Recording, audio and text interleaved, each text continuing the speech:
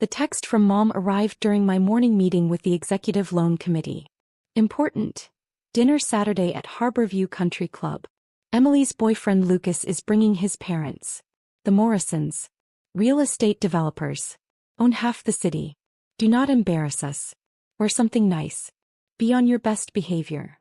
I stared at the message while our chief credit officer presented risk assessments on commercial real estate portfolios. The Morrisons. Morrison Development Group. Currently under review for a $340 million construction loan for their waterfront mixed-use project. A loan I'd personally been evaluating for the past 6 weeks. A loan that would go before the final approval committee, which I chaired, in 3 days. My assistant caught my expression. Slid me a note. Everything okay? I wrote back. Family thinks I'm going to embarrass them in front of people whose $340 million loan I'm about to approve or deny. She covered her mouth to hide her smile. After the meeting, I called our VP of Commercial Lending. Michael, the Morrison Waterfront Project. Where are we? Final review Monday. They're sweating. It's their biggest project ever. Without this loan, the whole deal collapses. What's your recommendation? Approve with conditions. Strong collateral. Proven track record. Market analysis is solid. But they need to restructure the payment schedule and provide additional guarantees. Set up a meeting. Friday 2 p.m. I want to discuss terms before the approval committee. You got it. This is a big one, Kate. Morrison Development has been with us for 20 years, but this project could make or break them. I hung up. Looked at Mom's text again. Then I responded, I'll be there. Mom's reply was immediate. Thank God. Please dress appropriately. These people are important. Lucas's father is very successful. Don't talk about work. You know how you can be. I knew exactly how I could be. Catherine Chin, Executive Vice President and Chief Lending Officer at Pacific National Bank. 38 years old. Responsible for $12 billion in commercial loan portfolios. The person who decided whether projects worth hundreds of millions of dollars got funded or died. But to my family I was just Kate, the boring one who worked at a bank. I grew up in San Francisco, second daughter to immigrants who'd built a successful medical supply business. My older sister Emily was everything they wanted. Beautiful. Charming. Married young to a pediatrician. Produced 2 perfect grandchildren. Stayed home to raise them. The ideal Chinese-American daughter. I was everything that confused them. Obsessed with numbers. Scholarship to UC Berkeley for economics. MBA from Wharton at 25. Started in commercial banking at 26. By 30, I was a vice president at Pacific National Bank. By 35, senior vice president of commercial lending. Last year, at 37, I was promoted to executive vice president and chief lending officer. One of the youngest people ever to hold that position at a major regional bank. I oversaw a team of 60 lending officers. Approved or denied loans ranging from $10 million to $500 million. Sat on the bank's executive committee. Made $850,000 annually plus bonuses that pushed my total compensation over $1.2 million. Last year I'd approved $4.3 billion in commercial loans. Maintained a default rate of 0.3%, well below industry standards. I was featured in American Banker magazine's 40 Under 40. Banking Journal called me one of the most influential commercial lenders on the West Coast. My parents' response, that's nice. Emily's daughter made honor roll. Emily was my mother's favorite. Always had been. The pretty one. The social one. The one who understood that being a good daughter meant marriage and grandchildren. I was the disappointment. Unmarried at 38. No children. Too focused on career. Too aggressive. Not feminine enough. Every family dinner was a reminder of what I wasn't. Kate, when are you going to settle down? Kate, you can't work forever. Kate, Emily's life is so fulfilling. Don't you want that?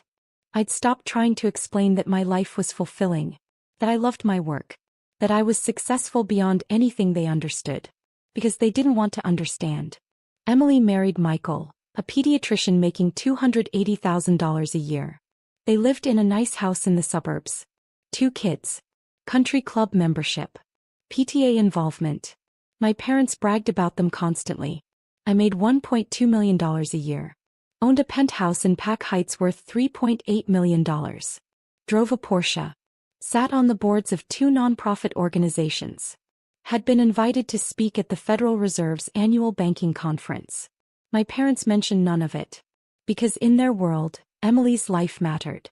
Mine was just work. Emily had been dating Lucas Morrison for 6 months.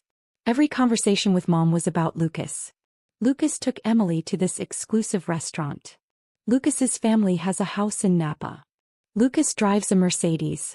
Such a successful young man. I'd met Lucas once. Pleasant enough. Mid-30s.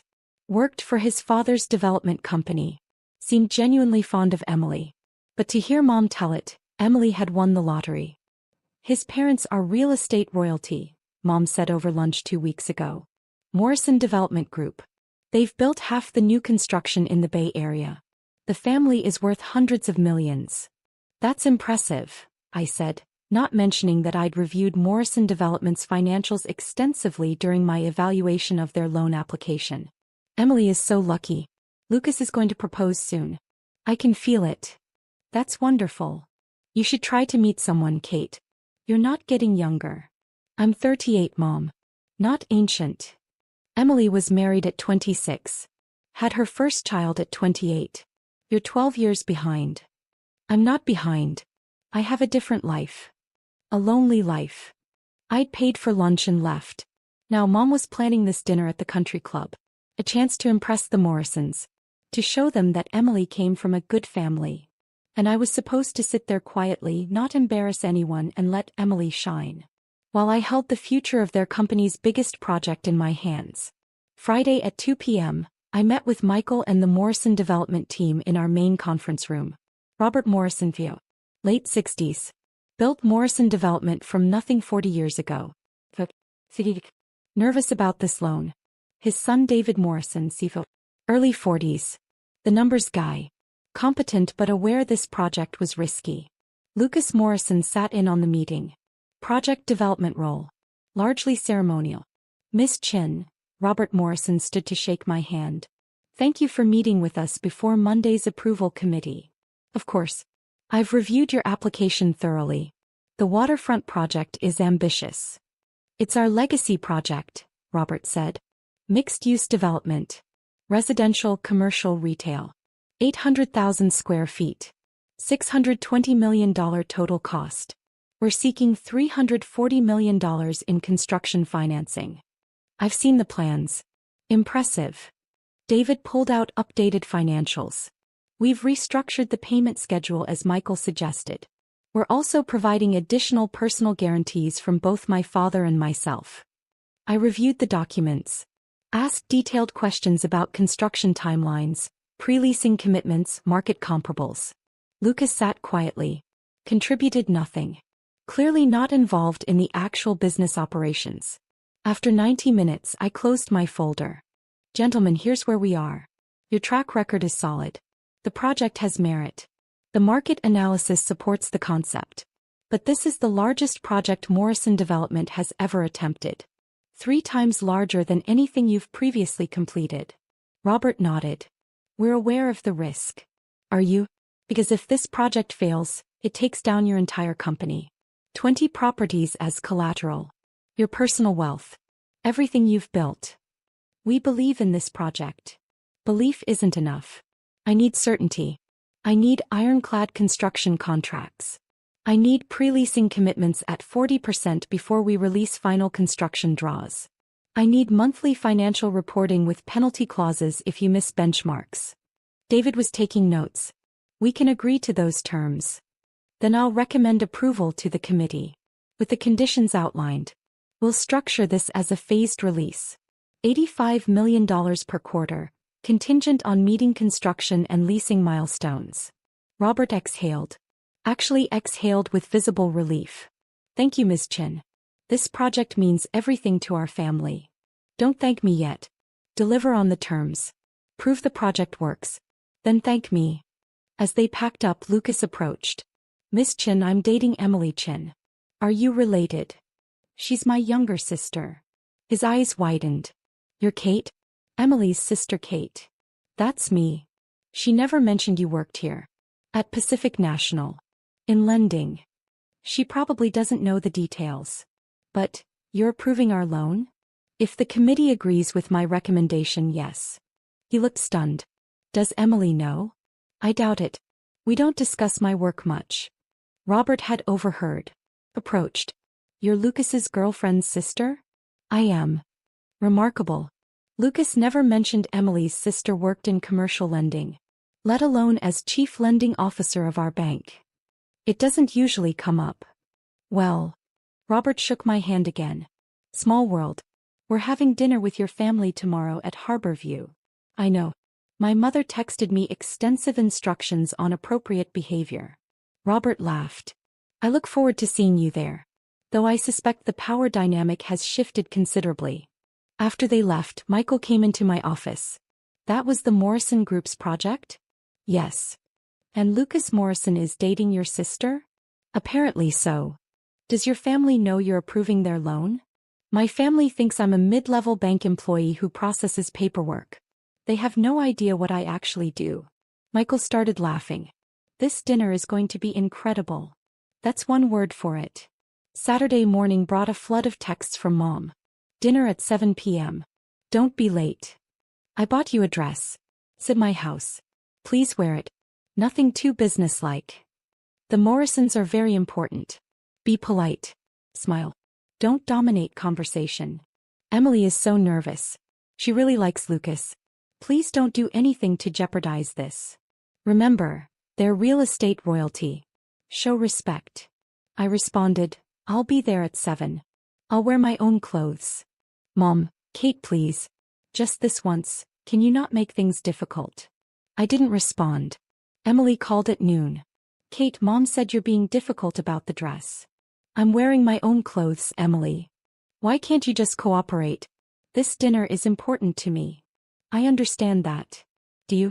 Because Lucas's parents are incredibly successful. They're judging our family. And you always make things awkward.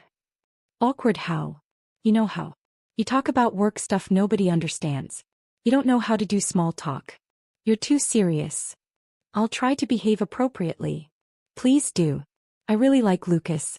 I don't want you ruining this. She hung up before I could respond. I sat in my penthouse looking out at the city. At the skyline I'd helped finance. At the buildings Morrison Development had built with loans I'd approved years ago. And I decided something. I was done being small. Done pretending I was less than I was.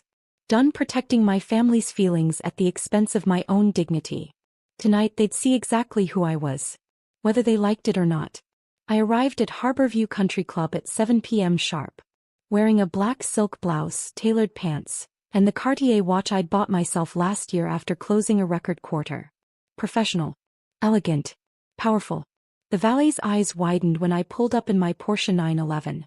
Good evening, ma'am. Good evening. Inside the host recognized me. Miss Chin. Welcome back. Your family is already here. The Morrison party as well. Thank you, James. He led me to the private dining room. Floor-to-ceiling windows overlooking the bay. Table set for 8. Mom, Dad, Emily and Lucas on one side. Robert Morrison, his wife Catherine and David Morrison on the other. They all turned when I entered. Mom's face fell when she saw my outfit. Kate, I bought you a dress. I'm wearing this. Emily looked panicked. Lucas looked uncomfortable. Robert Morrison stood. Smiled. Miss Chin. Good to see you again. The room went silent. Mom blinked. You know each other? We met yesterday, Robert said. Miss Chin is the chief lending officer at Pacific National Bank. She's handling our waterfront project financing. You could have heard a pin drop. Emily's voice was faint. Kate, you met Lucas's father? We had a meeting. Discussed the $340 million construction loan for Morrison Development's waterfront project. Mom's mouth opened. Closed. No sound came out. Robert, bless him, seemed to be enjoying this. Miss Chin was very thorough. Asked excellent questions. We're grateful for her expertise. Catherine Morrison extended her hand. I'm Catherine. Lovely to meet you officially, Miss Chin. Please call me Kate. Only if you call me Catherine. We sat. The dynamic in the room had shifted completely. Mom was staring at me like I'd grown a second head. Dad looked confused. Emily was pale. Lucas leaned over. Emily, you never mentioned your sister worked at Pacific National. I didn't know she was senior management. She's the chief lending officer, David Morrison said. One of the youngest in the bank's history. I researched her after our meeting yesterday. Featured in American Banker. Approved over $4 billion in loans last year. Maintained one of the lowest default rates in the industry. Emily turned to me. You approved $4 billion in loans? Last year, yes. This year I'm tracking slightly ahead of that. Mom found her voice. Kate, you never told us you were a chief lending officer. I did tell you. Multiple times. You said, that's nice, and changed the subject to Emily's children. The awkwardness was palpable. Robert, the consummate businessman, tried to ease it. Well, we're delighted to be working with Kate. The waterfront project is Morrison Development's most ambitious undertaking. Having someone of Kate's caliber overseeing our financing gives us tremendous confidence. The approval committee meets Monday, I said. I'll be recommending approval with the conditions we discussed. Wait, Emily said. You're approving their loan? You're the one who decides. I chair the committee, yes. The final vote is Monday, but my recommendation carries significant weight. Lucas looked at Emily. You really didn't know? She never talks about work. I thought she was just, I don't know, a loan officer or something. I am a loan officer, I said. Just a very senior one. The waiter came. We ordered. The tension remained thick enough to cut. Catherine Morrison, socially adept, tried to normalize the conversation. Kate, how long have you been at Pacific National? 12 years. Started as an analyst. Worked my way up. That's impressive. Banking is challenging for women, especially in senior roles. It has its moments. Robert jumped in. What Kate's being modest about is that she's transformed Pacific National's commercial lending division. I've been banking with them for 20 years. Never seen someone with her combination of financial acumen and risk assessment. She caught 3 potential issues in our waterfront project that our own analysts missed. Like what? David asked. The parking ratio calculations were off. The retail space projections were overly optimistic given current market trends. And the construction timeline didn't account for potential supply chain delays. David nodded. All valid concerns. We've addressed them. I know. I reviewed your updated materials. Much stronger. Mom was watching this exchange like it was in a foreign language. Emily's face was getting redder. Kate, why didn't you tell us you did this kind of work? I did tell you. At Christmas dinner last year, I mentioned I'd been promoted to chief lending officer. You asked if that meant I got dental insurance.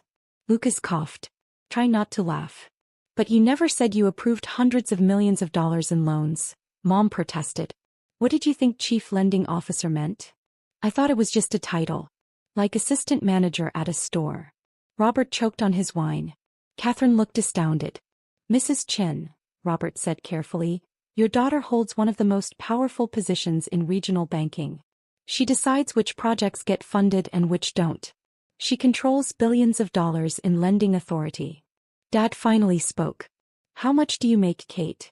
Dad. No, I'm serious. How much? My base salary is $850,000. With bonuses, total compensation is usually $1.20 to $1.50 million annually. Silence. Complete total silence. Then Emily, you make over $1 million a year? Most years, yes. Doing what? Evaluating commercial loan applications. Assessing risk.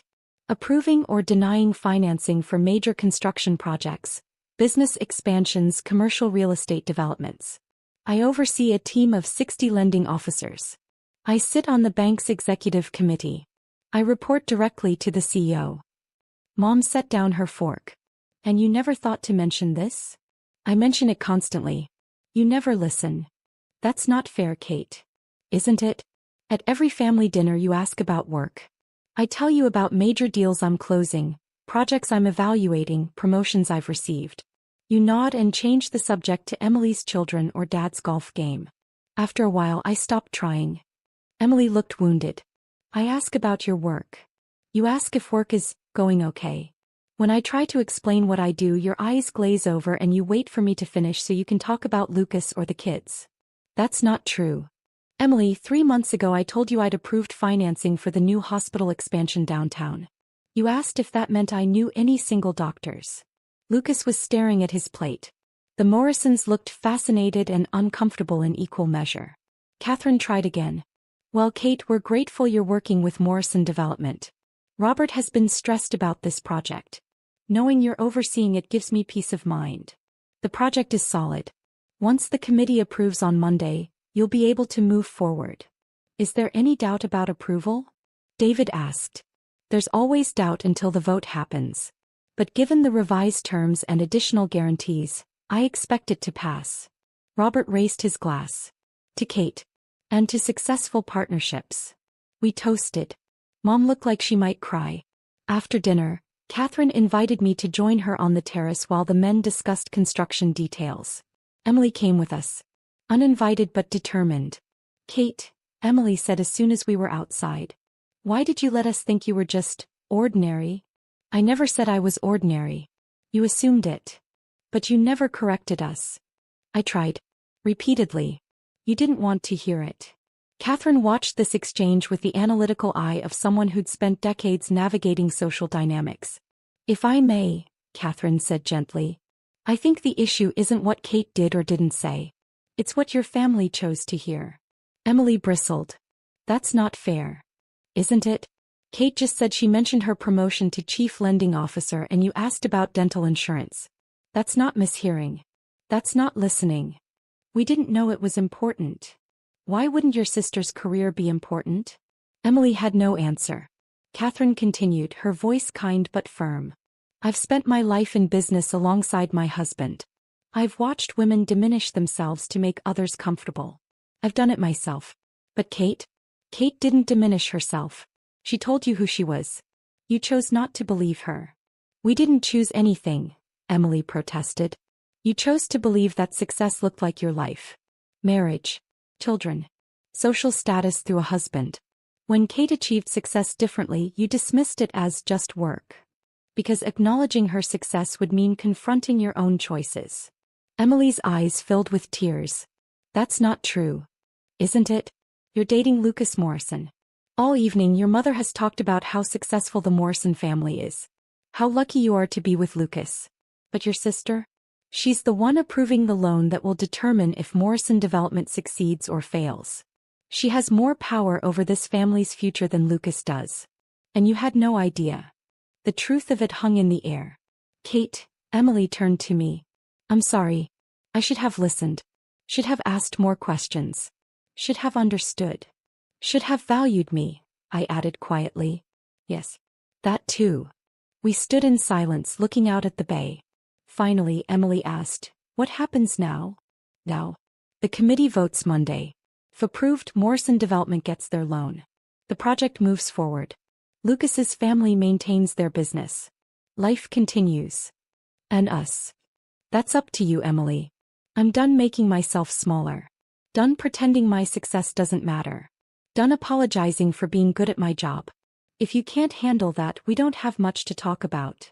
I want to handle it. Wanting isn't enough. You have to actually do it. Emily nodded. Wiped her eyes. I'll try. Catherine squeezed my shoulder. You're remarkable, Kate. Don't let anyone make you forget that. We returned to the table. The men were still discussing construction logistics. Mom pulled me aside. Kate, can we talk? Privately. We stepped into a quiet hallway. I had no idea, Mom said immediately. About your job. Your success. Any of it. Yes, you did. You just didn't want to know. That's not fair. Mom, stop. Please just stop. I've spent 15 years trying to make you proud. Trying to get you to see me. Trying to matter to you. But I never did. Because I wasn't Emily. Wasn't married. Wasn't giving you grandchildren. So my career, my success, my life, none of it counted. That's not true, Kate. Yes, it is. When I got my MBA from Wharton, you asked when I was going to settle down. When I made VP at 30, you asked why I worked so much. When I bought my penthouse, you said it was too big for one person. Every accomplishment was a problem because it wasn't the accomplishment you wanted. Mom's face crumpled. I just wanted you to be happy. I am happy. I love my job. I'm good at it. I make excellent money. I have respect in my industry. But you've never once celebrated any of that because it doesn't look like Emily's life. Emily has a good life. Emily has the life you wanted. That doesn't make it the only good life. I'm proud of you, Kate. Are you? Or are you just impressed by the Morrisons' reaction to learning who I am? She didn't answer. Couldn't answer. That's what I thought, I said. Mom, I love you. But I'm done seeking your approval. I'm successful. I'm respected. I'm valued by the people who matter in my professional life. That has to be enough for me. Because it's clearly not enough for you. I walked back to the table. The dinner ended awkwardly. Polite goodbyes. Promises to stay in touch. Robert shook my hand. Monday, 10 a.m.? I'll have my recommendation ready. Whatever happens, thank you for your professionalism. It's my job. As I walked to my car, Lucas caught up with me. Miss Chen, Kate, can I ask you something? Sure. Emily really didn't know? About your job. She knew I worked at a bank. Knew I'd been promoted a few times. But she never asked for details. Never cared enough to understand what I actually do. That must hurt. It did. For a long time. Now I'm just tired of it. For what it's worth, I think you're incredible. And Emily is lucky to have you as a sister. Tell her that. She might need to hear it. He nodded. I will. I drove home. Poured wine. Sat on my balcony overlooking the city. My phone buzzed. Text from Emily. I'm sorry. Really truly sorry. Can we talk soon? I didn't respond. Not yet. Another text from Mom. Please don't be angry. We love you. I turned my phone off. Monday morning the approval committee met. I presented Morrison Development's application. Outlined the terms. Detailed the risks and mitigation strategies. Recommended approval with conditions. The committee voted unanimously to approve. I called Robert Morrison personally. Congratulations. Your loan is approved. The paperwork will be ready by Thursday. Thank you, Kate. This means everything. Build something great. We will. After the call, Michael came into my office. How do you feel? Professional. This was a good deal. Smart lending. Solid project. I meant about your family. Oh. That. I leaned back. Honestly, relieved. The pretending is over. They know who I am now. What I do. Whether they value it is up to them. And if they don't? Then I have my work. My team. My success. That's enough. Is it? It has to be. Emily called 3 times. I didn't answer. Mom sent daily texts. I responded politely but briefly. Dad reached out once. Your mother is upset. Can you call her? I didn't respond. 2 weeks after the dinner, Morrison Development broke ground on the waterfront project. I attended the groundbreaking ceremony as the bank's representative. Robert gave a speech. Thanked Pacific National Bank. Specifically thanked me. This project exists because Kate Chen believed in it. Because she asked the hard questions that made us stronger. Because she balanced risk and opportunity perfectly. We're grateful. Applause. Photos. Handshakes. Catherine found me afterward. How are you holding up? I'm fine. Family stuff. Still processing. They'll come around. Or they won't. But Kate, you don't need them to validate you. You've already validated yourself. Thank you, Catherine. We're having dinner next month. You and David and Robert and me. No Lucas. No Emily. Just business and friendship. Will you come? I'd like that. 3 weeks after the country club dinner, Emily showed up at my office. Security called. Miss Chen, you have a visitor. Emily Chen. Says she's your sister. Send her up. Emily looked nervous. Out of place in the corporate environment. This is impressive, she said, looking around. Your office. Everything. Thank you. Can we talk? We went into my private office. I didn't offer coffee. Just waited. I've been doing a lot of thinking, Emily said. About the dinner. About our relationship. About how I've treated you. Okay. Kate, I was jealous. I blinked. What? Jealous. Of you. Your success. Your independence. Your confidence. Everything I pretended didn't matter. I wanted it. I just couldn't admit it. Emily. Let me finish. I married Michael because it was what Mom wanted. Had kids because it was expected. Joined the country club because it was appropriate. I built the life everyone told me to build. And then I watched you build the life you wanted. And you succeeded. Wildly. Without anyone's permission or approval. You have a good life. I have a safe life. There's a difference. She wiped her eyes.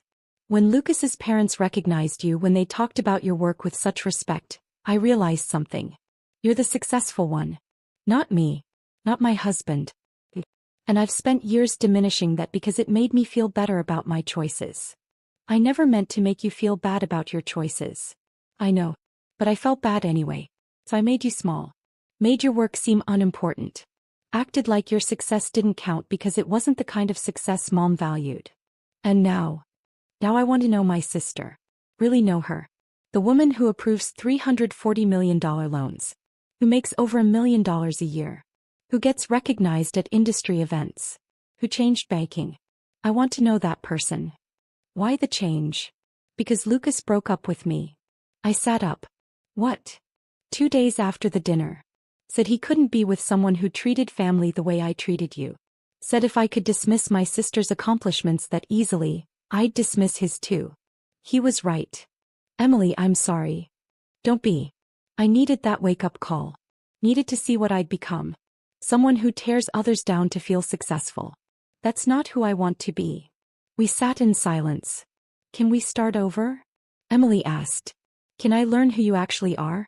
Not who I thought you were, but who you really are. That's going to take time. I have time. And Kate? I'm proud of you. I should have said that years ago. But I'm saying it now. I'm proud of you. It wasn't forgiveness. Not yet. But it was acknowledgement. Recognition. The beginning of something real. Thank you, Emily. Can I buy you lunch? Let you tell me about your work? Actually listen this time. I checked my calendar. I have an hour. That's a start. 6 months after the country club dinner, the waterfront project was 30% complete. Morrison Development hit every milestone. Every payment schedule. Every benchmark I'd required. Robert called quarterly to update me. Catherine and I had become genuine friends. And Lucas? He and Emily got back together. Slowly. Carefully. With the understanding that Emily was working on herself. Mom and Dad came to my office for the first time. Toured the executive floor. Met my team. Saw where I worked. Dad stood in my corner office looking out at the city skyline. This is really something, Kate. Thank you. I'm sorry I didn't understand. Didn't value what you were building. I know. Can you forgive me? I'm working on it. Mom touched my arm. We're proud of you. I know we should have said that years ago. But we're saying it now. It means more than you know. They left. I went back to work. 1 year after the dinner, Morrison Development completed the waterfront project. On time. Under budget. Fully leased. The opening gala was spectacular. City officials. Business leaders. Media coverage. Robert gave another speech. This project succeeded because of many people. But I want to specifically acknowledge Kate Chin, Chief Lending Officer at Pacific National Bank. She believed in this project when others didn't. She asked the tough questions that made us better. She structured financing that protected both the bank and our company. Kate, will you stand? I stood. The room applauded. My family was there. Mom, Dad, Emily, Michael, Lucas. All of them standing. All of them applauding. Seeing me. Finally, completely seeing me. After the event we had dinner together. All of us. To Kate, Dad raised his glass. Who built something extraordinary. Who succeeded beyond anything we imagined. Who never gave up on herself even when we gave up on her. To Kate, everyone echoed. I looked around the table. At the family that had dismissed me for so long. That had finally learned to see me. It wasn't perfect. The years of being ignored didn't disappear. But it was something. Acknowledgement. Respect. The beginning of real relationships. Thank you, I said quietly. For finally understanding. Thank you, Emily responded, for not giving up on us. And that, more than any loan approval or professional success, felt like victory. Not because they'd changed, but because I'd refused to. I'd stayed exactly who I was. Powerful. Successful. Undiminished. And eventually they'd been forced to see it. Because the truth I'd learned doesn't need validation. It just needs to be spoken. Consistently. Confidently. Until even the people who don't want to hear it can no longer ignore it. I was Kate Chen. Chief Lending Officer. Power Broker. Success story. And nothing, not family dismissal, not societal expectations, not anyone's narrow definition of success, could change that. I'd built my empire. One loan at a time. One decision at a time. One moment of refusing to be small at a time. And now finally everyone knew it.